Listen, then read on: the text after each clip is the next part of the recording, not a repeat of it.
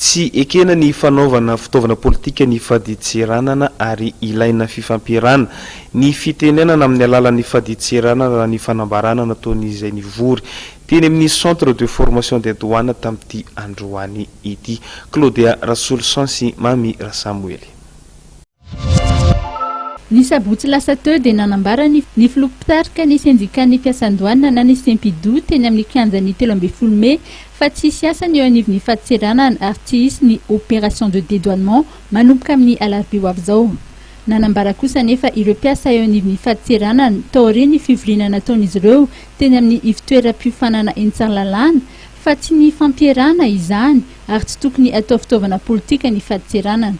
Fanambarana ny mpiasa amin'ny faditseranana nanatrika amin'ny fivorian'androany ary ireo tsy afaka nanatrika izany nefa naneho ny firaisankina ny tanteraka aminay dia manambara fa tsy ny fampiarana ary tsy ekenay ka toerinay ny fanaovana fitaovana politika ny faditseranana malagasy.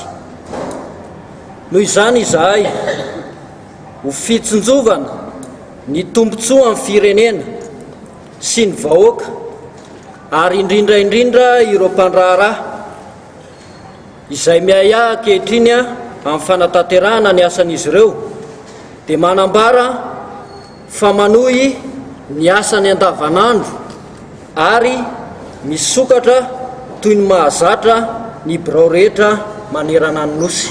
Nomarian'izy ireo fa mamita iraka ny tale général ny faditseranana ankehitriny. Ireo mpiasan'ny faditseranana izay nanao fanambarana androany dia nanambara fa tsy miandany na amin'iza izy ireo.